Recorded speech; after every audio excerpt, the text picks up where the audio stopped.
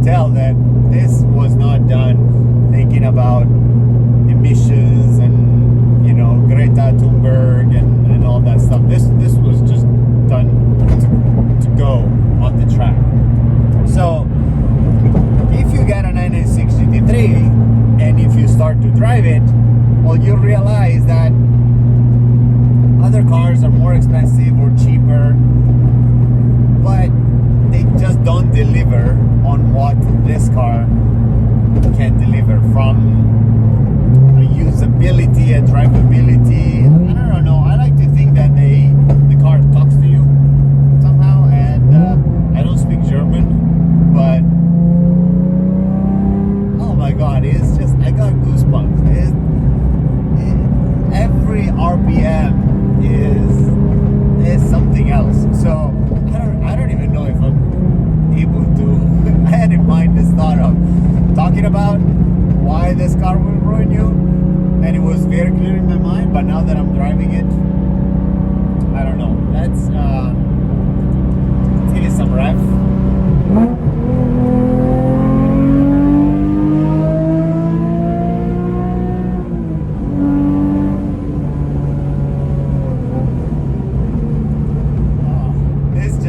Does a better job of me explaining